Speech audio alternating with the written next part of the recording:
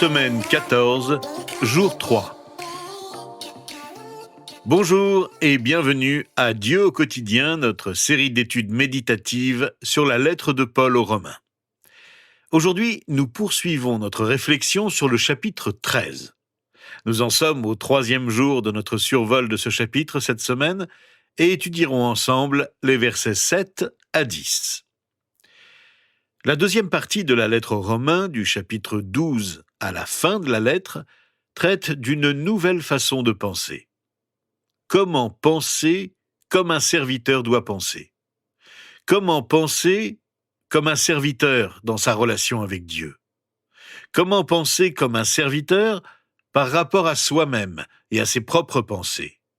Comment penser comme un serviteur dans son rapport avec les autorités qui nous gouvernent? Aujourd'hui, alors que nous poursuivons notre étude du chapitre 13, nous réfléchirons sur notre façon de penser à l'égard de notre prochain, de ceux qui nous entourent. Comment pensez-vous à eux en tant que serviteurs? Et comment vous comportez-vous à leur égard?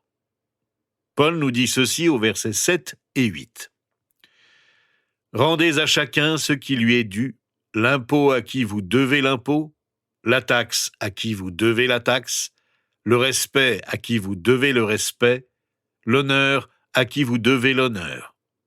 Ne devez rien à personne, si ce n'est de vous aimer les uns les autres, car celui qui aime les autres a accompli la loi. » Les Écritures nous rappellent une chose essentielle ici à propos de notre rapport avec les autres. Ne devons rien à personne. C'est une des façons d'aimer notre prochain. Nous ne devrions pas avoir de dettes dans les relations que nous entretenons les uns avec les autres. On sait que les chrétiens juifs pouvaient hésiter à payer l'impôt aux autorités païennes. Mais Paul leur demande de le faire de tout cœur. Mais tous les chrétiens doivent aussi rendre aux autres ce qu'ils leur doivent. Nous pensons bien sûr ici à la recommandation de ne pas contracter de prêts auprès des autres. Mais ce n'est pas l'idée principale dont il est question ici. L'idée principale concerne notre relation avec les autres, la dette d'amour que nous avons les uns envers les autres. Ce que nous devons rendre surtout à tous nos proches, et particulièrement à tous les chrétiens, c'est l'amour pour eux. Ainsi, nous ne leur devons rien, mais nous leur devons tout. Nous pouvons en quelque sorte payer cette dette d'amour de multiples manières, en exprimant notre gratitude ou en apportant une aide pratique. Beaucoup se demandent si nous ne pouvons pas avoir de dette financière avec quiconque. En fait, il ne s'agit pas ici principalement de finances, mais de relations. Nous nous attarderons davantage sur cette question demain. Contentons-nous de dire pour le moment que nous devons rendre à chacun l'amour dans la foi, car c'est ainsi que nous accomplissons la loi avec toutes ses exigences. Nous lisons au verset 9, « En effet, les commandements, tu ne commettras pas d'adultère, tu ne commettras pas de meurtre, tu ne commettras pas de vol, tu ne porteras pas de faux témoignages, tu ne convoiteras pas, ainsi que tous les autres, se résument dans cette parole. Tu aimeras ton prochain comme toi-même. » L'amour ne fait pas de mal au prochain. L'amour est donc l'accomplissement de la loi. Tu aimeras ton prochain comme toi-même. Mais qui donc est mon prochain? Celui à qui je dois faire du bien. C'est la question qu'un professeur de la loi a posée un jour à Jésus pour lui tendre un piège. Mais Jésus, au lieu de lui donner une réponse directe, comme on pouvait s'y attendre, lui a répondu en racontant une histoire devenue très célèbre, celle du bon Samaritain. Vous vous souvenez certainement de l'histoire de cet homme juif battu et volé par des brigands et laissé pour mort sur le bord d'une route. 2 chefs religieux sont passés à côté de lui, mais aucun d'eux n'est intervenu pour aider le malheureux.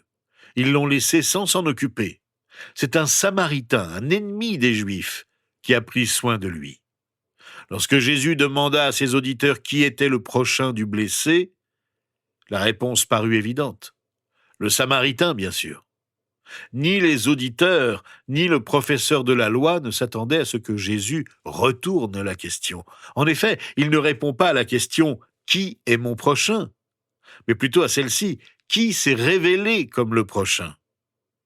Le lévite et le prêtre, sans doute par peur ou bien par désintérêt, ne se sont pas considérés comme les prochains de l'homme en péril, comme s'ils devaient absolument venir à son secours. Montrons-nous proches de ceux qui ont besoin de nous. Nous devons aimer notre prochain comme nous-mêmes. Qu'est-ce que cela signifie ? Paul nous donne une réponse claire dans sa lettre aux Philippiens au chapitre 2, versets 3 et 4. « Ne faites rien par esprit de rivalité ou par désir d'une gloire sans valeur, mais avec humilité, considérez les autres comme supérieurs à vous-même. Que chacun de vous, au lieu de regarder à ses propres intérêts, regarde aussi à ceux des autres. » Comment pouvons-nous être assez humbles pour considérer les autres au-dessus de nous ? C'est déjà difficile de les aimer comme nous-mêmes. En fait, nous y parviendrons si nous adoptons l'attitude de Jésus, qui s'est fait serviteur. L'apôtre Paul nous donne la réponse. Que votre attitude soit identique à celle de Jésus-Christ. Lui qui est de condition divine, il n'a pas regardé son égalité avec Dieu comme un butin à préserver, mais il s'est dépouillé lui-même en prenant une condition de serviteur, en devenant semblable aux êtres humains. Jésus nous a considérés comme supérieurs à lui. La seule façon d'aimer notre prochain est de puiser dans l'amour de Jésus-Christ pour nous. Il est le seul à nous rendre capables d'aimer les autres. L'amour qui se donne si humblement est en fait l'amour le plus fort, l'amour qui défie toutes les craintes, toutes les peurs qui nous empêchent d'aimer en servant, en aidant les autres, comme c'est le cas du Lévite et du prêtre de l'histoire du bon Samaritain racontée par Jésus. C'est un amour qui prend des risques. La peur rend égoïste. L'amour véritable bannit la peur. Comme l'apôtre Jean le déclare dans sa première lettre au chapitre 4, verset 18. La Bible du Sommeur le dit ainsi. « Dans l'amour, il n'y a pas de place pour la crainte, car l'amour parvenu à une pleine maturité chasse toute crainte. » Nous devons expérimenter l'amour parfait de Jésus-Christ de manière quotidienne, afin d'aimer notre prochain comme nous-mêmes. Il est facile de prononcer cette courte phrase « Aime ton prochain comme toi-même ». Mais il faut que l'amour de Jésus-Christ soit révélé et exprimé en nous et qu'il renforce notre cœur et notre vie à chaque instant pour y parvenir. Ces versets nous rappellent que l'amour est une dette impayée, mais j'ai l'occasion de la payer chaque jour. Nous parlons d'aimer notre prochain comme nous-mêmes. Nous parlons d'aimer sans faire de mal à notre prochain, car l'amour est l'accomplissement de la loi, l'accomplissement de tout ce que Dieu nous a dit de faire. Il ne s'agit pas ici d'une philosophie. Il ne s'agit pas seulement d'idées vagues et imprécises. Dieu nous a donné sa parole afin que nous puissions agir en conséquence. Je voudrais donc passer un temps prolongé en prière avec vous aujourd'hui et prier pour que Dieu nous donne la force, la sagesse et la direction pour vivre cette phrase. Nous la comprenons tous, mais nous avons un grand défi à relever chaque jour. Notre Père, tu nous as dit clairement et simplement « Aime ton prochain comme toi-même ». C'est un immense défi pour nous tous. Nous voulons aimer comme tu nous le demandes, mais Seigneur, nous avons besoin de ta force. Et ce n'est pas qu'un simple geste de ta part que nous réclamons. Nous avons besoin que tu la renouvelles chaque jour, jusqu'à la fin de nos jours. Lorsque nous nous approchons de toi, nous nous rendons compte combien tu nous aimes. Et nous ressentons alors la force d'aimer ceux qui nous entourent. En ce moment même, nous nous accrochons à toi. Tu es la vigne. Nous sommes les sarments. Nous puisons notre force en toi. Nous grandissons dans la foi grâce à toi. Et nous te remercions pour ton amour. Il n'y a rien, vraiment rien qui puisse nous séparer de ton amour.